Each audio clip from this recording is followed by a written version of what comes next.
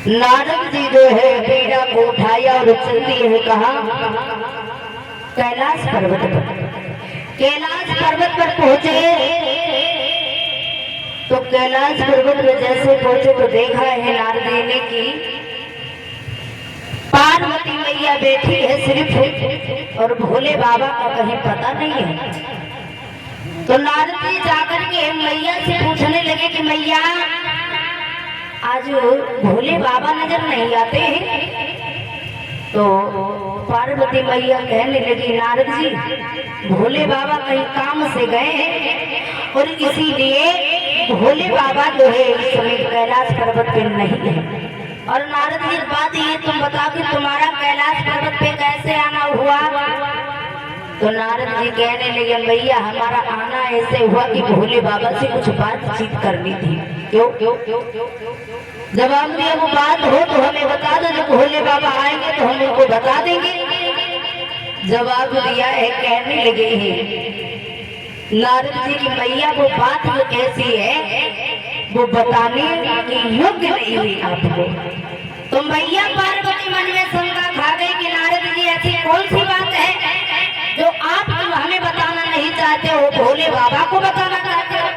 तो नारद जी कहने लगे भैया अब तुम ऐसा करो ना भोले बाबा आएंगे तुम खुद भोले बाबा से चल करके मिल लेंगे। अब जैसे नारद ने हाथ में बीड़ा ली और चले कैलाश पर्वत।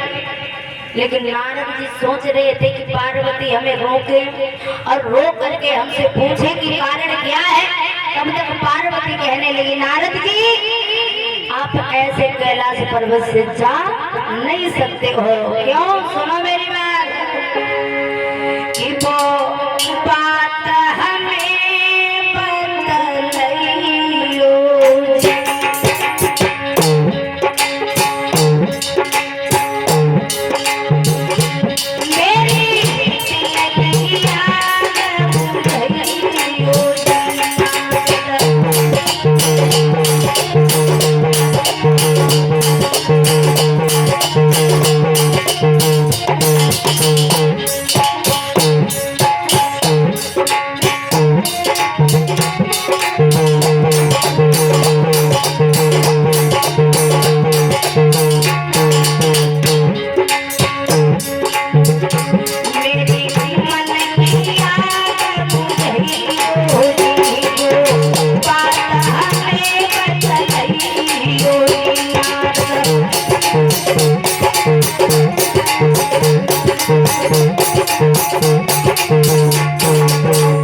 नारद जी कहने लगे कि मैया अगर तुम नहीं मान रही हो तो हम तुमसे एक बात कह रही है। क्या कहने लगे मैया एक बात जा बताओ कि भोले बाबा तुम्हें कितना मानते हैं। इतना जा बताओ जब भोले बाबा तुम्हें इतना मानते हैं तो ये बताओ कि भोले बाबा के गले में 108 मुंडों की जो माला पड़ी तो किनकी पड़ी है? पार्वती कहने लगी नारद जी एक बात तुम्हें बताएं जा दिन से जब कैलाश पर्वत में मैं विवाह करके आई हूँ तब से हर बात भोले बाबा ने बताई है। और लेकिन ये बात जो है इतने दिन से कभी भी मुझे पता नहीं चले कि इनके गले में मुंडों के हार पड़े तो किनके पड़े। नारद जी इतनी बात कह करके चले गए। और नारद को तो समझने जानता हूँ कि एक दिन नारद हरि गांव में रहते हैं। नारद की बात कभी रद्द नहीं होती है और जहाँ आगी लगी नहीं होगी वहाँ नारद आगी लगा देते हैं। तो नारद जी इतनी बात कह करके चले गए। इधर पार्वती जो है बैठ गई। अब सोचने लगी कि आज आने दो भोले बाबा को और आज मैं पूछ करके रहूंगी कि जब तुम्हारे गले में मुंडों के हार पड़े तो किनके पड़े। इधर पार्वती इस बात को लेकर के सोच विचार में बैठी थी। तब तक भोले बाबा का कैलाश पर्वत पे आना हुआ। दूर से भोले बाबा ने नजर डाली। पार्वती के चेहरे पर उदासी छाई थी। मन में विचार करने लगे भोले बाबा की आज हमें लगता है कि नारद जी कैलाश पर्वत पे चक्कर लगा गए। अब धीरे धीरे जब पास में पहुंचे भोले बाबा तो पूछने लगी पार्वती क्या बात है। तो पार्वती नहीं बोली। पार्वती की नजर बस भोले बाबा के जो गले में मुंडों के हाथ पड़े बस उनके सिवा किसी और पे नहीं थे। अब भोले बाबा सोचने लगे हमें लगता है कुछ दारी में कारो है। लेकिन धीरे धीरे और ये श्रीमद रामविलास की मम्मी जी की तरफ से 101 मुद्राएं भगवान के चरणों में दान दे रही। भगवान सुख शांति प्रदान करे। व्यास आसन से आशा इधर किस प्रकार से महाराज भोले बाबा जो है कहने लगे पार्वती वैसे हम कभी आया करते थे तुम कट से भोजन से पूछती थी पानी को पूछती थी आज तुम मुँह से भी नहीं बोली बात क्या है। तो पार्वती कहने लगी स्वामी एक बात बताओ क्या। तो भोले बाबा नहीं समझ पाए कि पार्वती क्या पूछने वाली। लेकिन एकदम से कहने लगी कि नाथ एक बात जा बताओ कि जाने से हम जब कैलाश पर्वत पे विवाह करके आई हूँ तुमने हर बात बताई है लेकिन तुमने हमसे एक बात क्यों छिपा ली। कौन सी। तो पूछने लगी सुनो कि मेरे पति प्राण प्यारे कि मेरे पति प्राण प्यारे और पूछे तुम्हारे तुमसे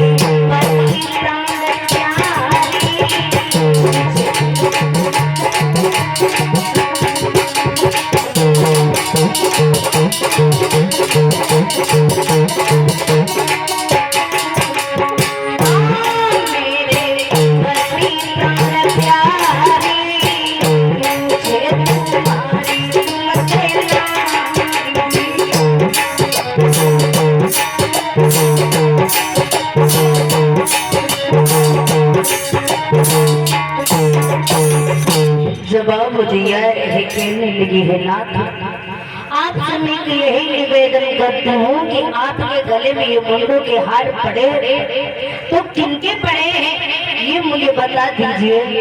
जैसे इतनी बात भोले बाबा ने सुनी तो भोले बाबा के एकदम से पैरों के तरह धरती खिसक गई कि पार्वती ये बात तुम्हें किसने बताई है।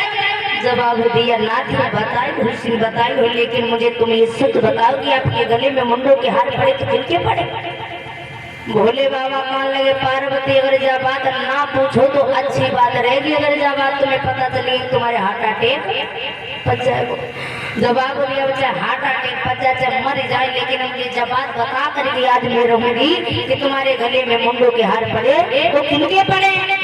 तो एकदम से कहने लगे भोले बाबा की पार्वती ज्यादा जिद ना ठानो। पार्वती ने ठान गई और तुम हटे बढ़ेंगे जानते हो कितनी खराब होती है और स्त्री आज तो सबसे ज्यादा खराब होती है।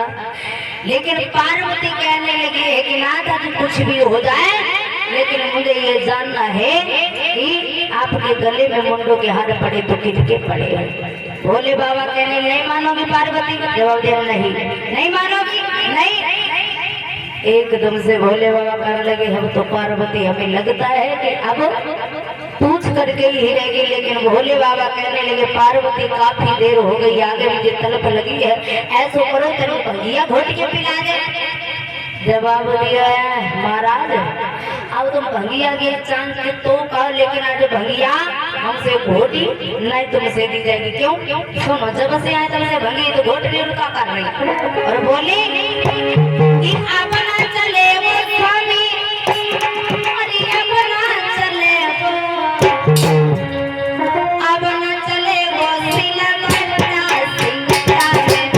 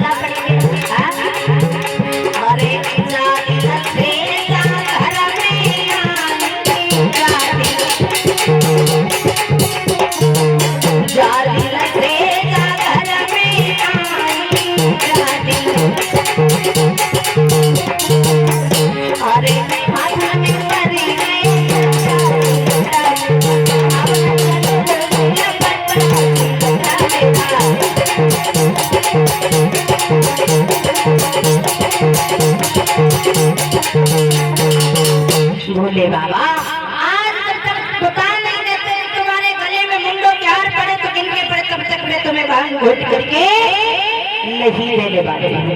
अब भोले बाबा देखो, स्त्री से देवता तक हाथ जाते हैं। भोले बाबा कहते हैं कि अब हमें लगता पार्वती नहीं मानेंगे, तो कहने लगी पार्वती एक बात तुम्हें ये बताऊं, मैं बता रहा हूँ कि गले में हमारे मुंडों के हार हैं तो तुमके हैं, लेकिन तुम चिंता मत करो। जवाब दिया हम चिंता नहीं करेंगे, तुम बताओ। तो भोले बाबा कहने लगे पार्वती अगर नहीं मानती हो तो सुनो कि ये हमारे गले में जो मुंडों के हार पड़े तो ये किसी और के नहीं है, ये आप नहीं है। भोले बाबा कहने लगे कि पार्वती की जब जब तुम हो इस धरा धर्म पे अवतार लेकर के आई हो, जब जब तुम मरी हो तब तुम मेरे तुम्हारे मुंड माला को उतार करके और इसी माला में लगा लिया है।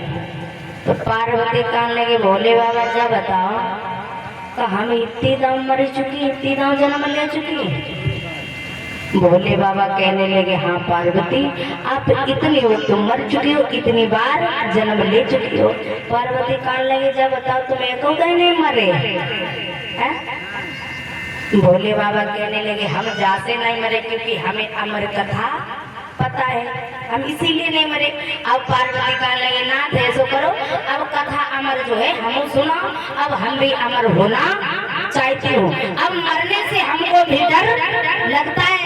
तो भोले बाबा कहने लगे तुम भी अमर कथा सुनोगी? जवाब दिया हाँ। तो उसी समय भोले बाबा जो है पार्वती को कथा सुनने के लिए वन में लेकर के गए और उसी वक्त भोले बाबा ने जो है अपने डमरू के टंकार से जो है वहाँ के पशु पक्षी जीव जंतु जो थे वो सारे भगा दिए हैं और आसन ग्रहण कर लिया। पार्वती से कहने लगे भोले बाबा की पार्वती कि जब तक हम कथा को सुना तब तक तुम हूँ की आवाज लगाती रहना, क्योंकि हमें ये ज्ञात होता रहेगा कि आप कथा को सुन रही है। जवाब दिया ठीक है स्वामी, मैं हूँ की आवाज लगाती रहूंगी। जवाब दिया ठीक है। तो भोले बाबा जो है कथा सुनाना किस प्रकार से प्रारंभ किया। क्या हुआ कि अमर जी अमरपुरी में और बैठे आसन मारी और भोले बाबा पार्वती को रहे कथा सुनाई। माँ जगे खड़ी गए सोता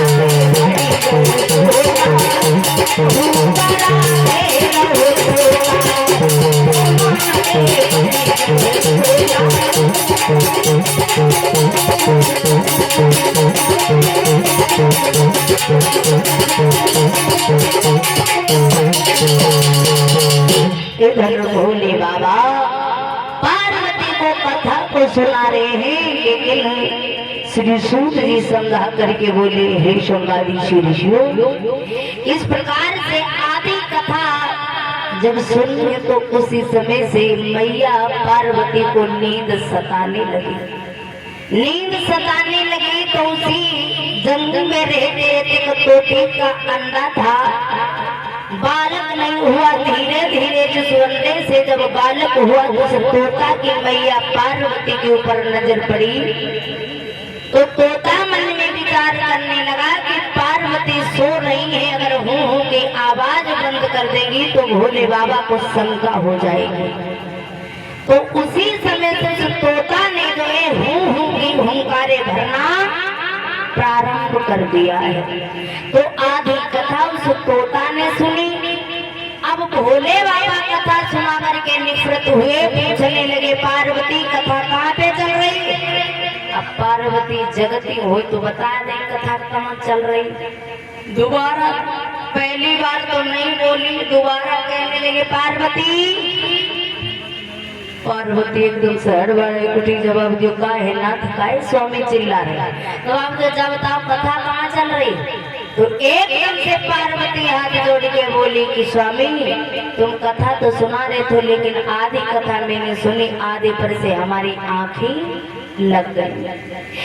अब नहीं पता कि कथा कहाँ पे चल रही। तो एकदम से भोले बाबा को शंका हुआ कि जब पार्वती तुम सो रही थी तो ये हूँ की आवाज कौन लगा रहा था?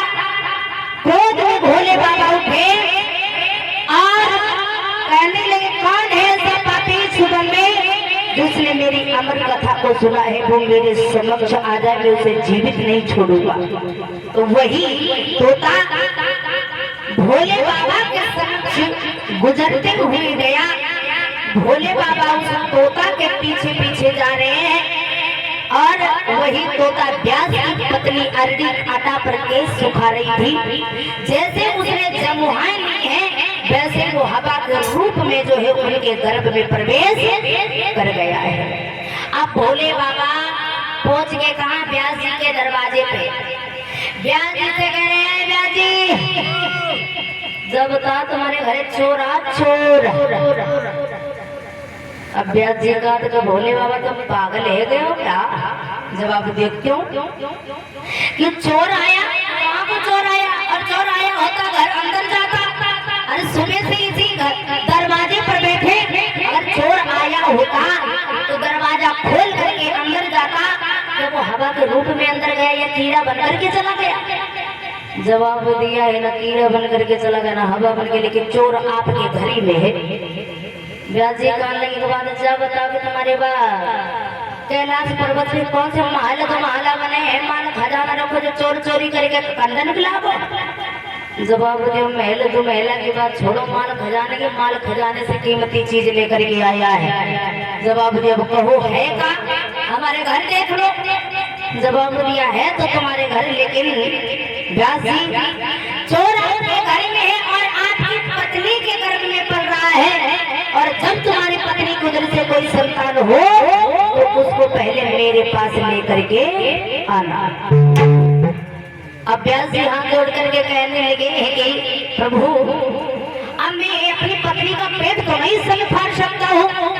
जब पेट नहीं फाड़ सकते हो, लेकिन जब कोई संतान को बालक जन्म ले से पहले मेरे सामने लेकर के आना। जवाब दिया ठीक है। भोले बाबा के वहाँ से चले गए। इधर धीरे धीरे अग्नि का जो है रोमांस पूरे हो गए, किसी बालक ने जन्म नहीं दिया। धीरे धीरे 10 मास हो गए, लेकिन अभी तक किसी बालक ने जन्म नहीं लिया। आरडी जो है परेशान होने लगी। व्यास जी ने देखा कि मेरी पत्नी परेशान होने लगी, तो व्यास जी भाग करके भोले बाबा के पास में गए और कहा कि प्रभु चलो चल करके देखो अपनी महिमा को, हमारी पत्नी बड़ी परेशान है और अभी तक किसी संतान ने जन्म नहीं लिया है। तो भोले बाबा आए।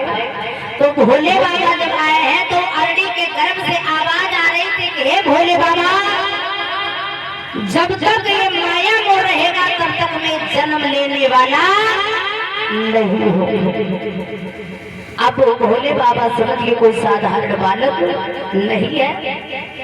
उसी समय भोले बाबा ने दुनिया को पल के लिए निर्मोहित किया। उसी समय श्री सुखदेव जी ने जन्म ले लिया। बोलिए सुखदेव भगवान की। सुखदेव भगवान ने जन्म लेते ही नार विवाह सहित जो है वन के लिए चले जाते हैं। व्यास जी पीछे पीछे जा रहे हैं अपने बेटा के और कहते हैं कि बेटा तो कहाँ जा रहे हो, घर वापस आओ। और सुखदेव जी की तरफ से पशु पक्षी भी बोल उठे कि हे व्यास जी आप घर वापस चले जाओ। ये कोई साधारण बालक नहीं है जो घर में रह सके, ये संत है, ऋषि है, ये घर में नहीं रह सकते हैं। और व्यास जी वापस घर आए हैं मेरे भक्तों। इस प्रकार से श्री सुखदेव जी जो है जंगल में रह करके सयाने और भगवान की बड़ी ही तपस्या की है। ऐसी तपस्या की स्वयं देवराज का इंद्राचल हिलने लगा। अब तराई आई है और तपस्या भंग करने के लिए, लेकिन तपस्या में कोई विघ्न नहीं डाल पाया। तो किस प्रकार से बड़े सुंदर शब्दों में कवि ने लिखा है क्या,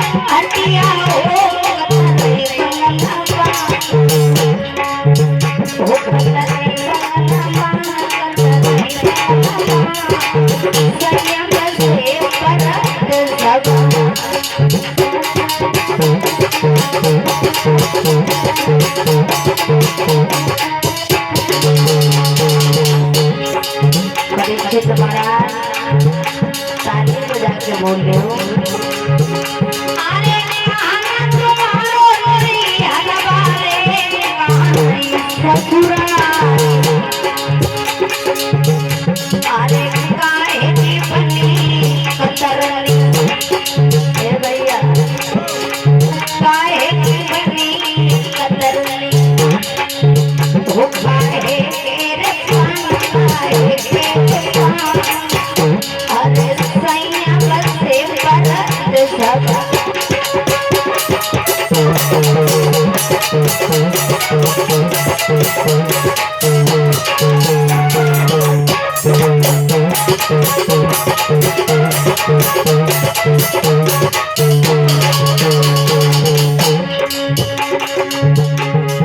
परीक्षित महाराज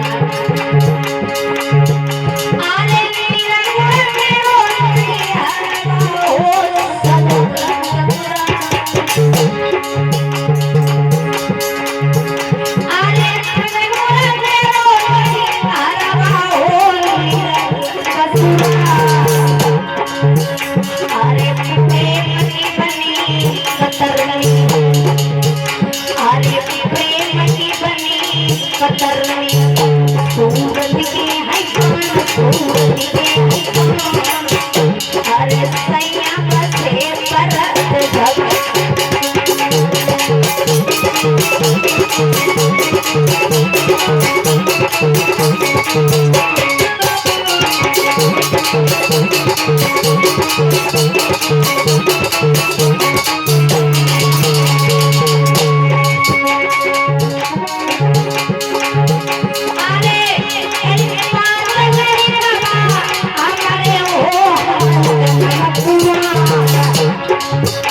परीक्षित महाराज अरे पागल कबा हमारे हो अरे ससुर नहीं बोलना अरे ससुर नहीं बोलना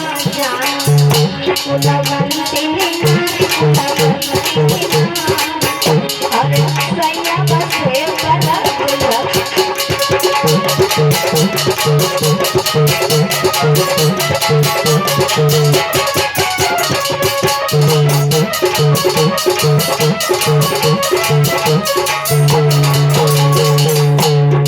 परीक्षित महाराज बताओ हमारे तुम्हारे अंदर 5 पुत्र बैठे हुए ऐसे कौन कौन से हैं? हाँ कुछ निकाल जाते मुझे निकाल ले होती शादी को सुन अभी पुराने वाले परीक्षित होती बता दे घट बता देते बताओ अरे बताओ सर्व करने वाली इसमें कौन सी बात है क्योंकि 5 बताए गए हमारे तुम्हारे अंदर छिपे हुए बैठे हैं।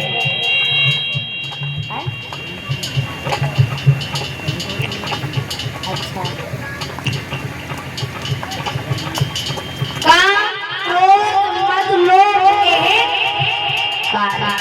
जो हमारे तुम्हारे अंदर बैठे आगे को बढ़ने नहीं देते। आत्मा न कभी मरी है और न कभी मरेगी, न इसका कभी विवाह हुआ है और न कभी होगा। लिखा है क्या? अरे हमारे हो अरे ससुर नहीं बोलना जानो, अरे ससुर नहीं बोलना जानो,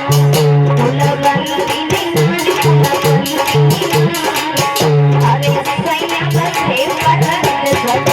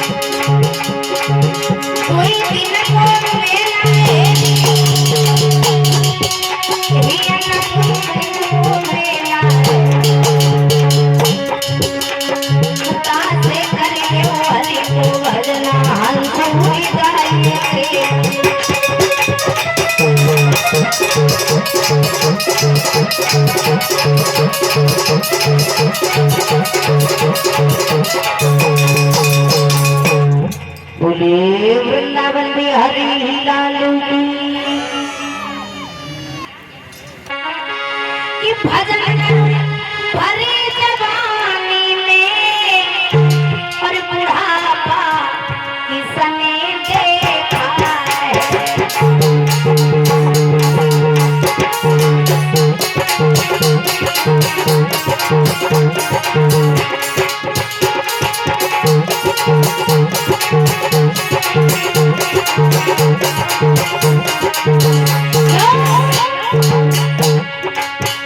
बुढ़ापे में निगड़े हो जाओगे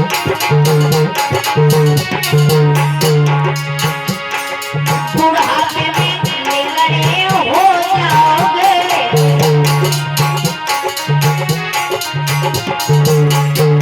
तीर्थ तुम कर नहीं पाओगे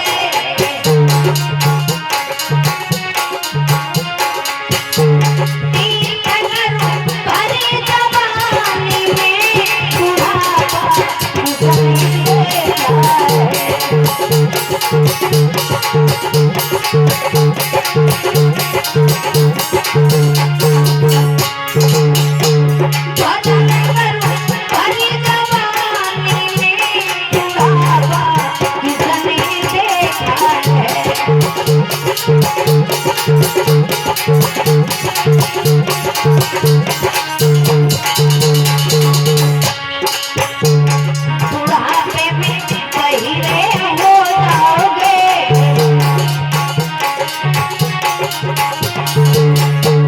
बुढ़ापे में बहिरे हो जाओगे भजन तुम सुन नहीं पाओगे भजन तुम भरी जवानी में बुढ़ापा किसने देखा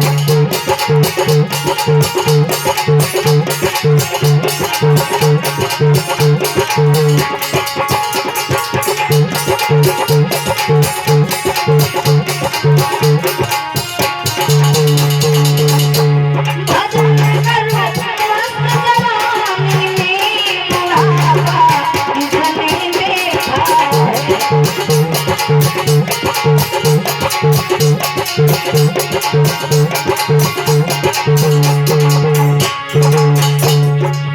बुढ़ापे में अंधे हो जाओगे बुढ़ापे में अंधे हो जाओगे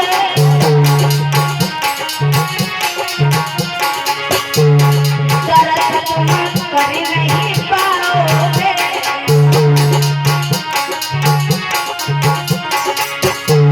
दर्द करो भरी जवानी में बुढ़ापा किसने देखा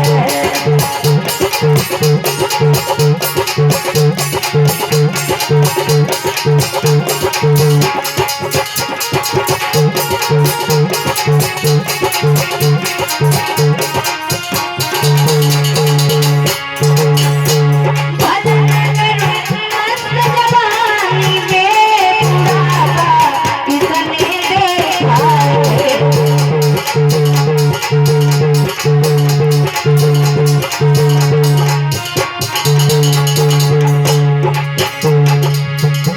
दासे करियो हरि को भजन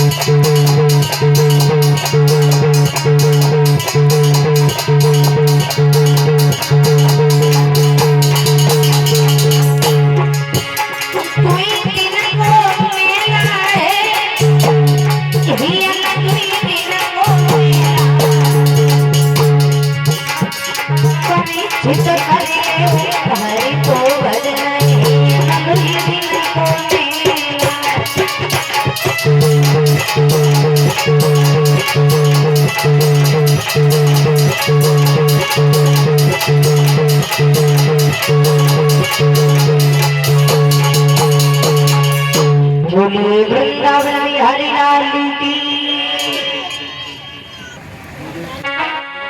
ताली बजा करके बोलेंगे बड़े प्रेम से कि तजती प्राण और काया क्यों रोई, अरे छोड़ चलो वो निरमोई, और हमने जाने काया संग चलेगी, अरे परिचित ताई से मनी मनी के होई, हमने संग चलेगी ताई से मनी मनी के होई।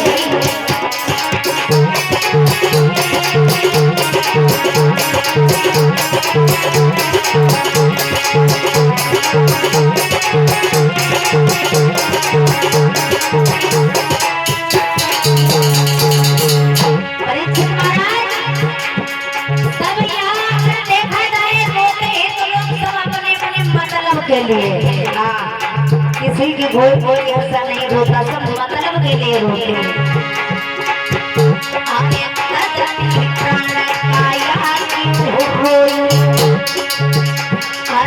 छोड़ी चलो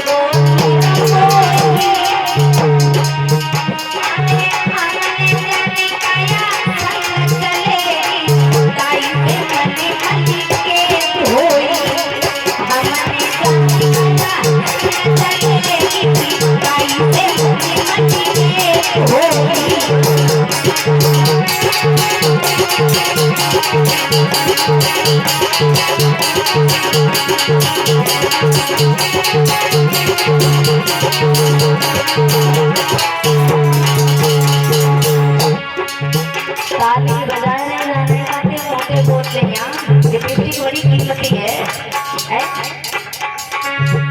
बोल ले मोटे बोलो, ताली बजाने से काम नहीं चलेगा। क्यों? अरे काहे को जगी मैया, अरे ऊंचे नीचे महल तू महल, अरे गाय भैंस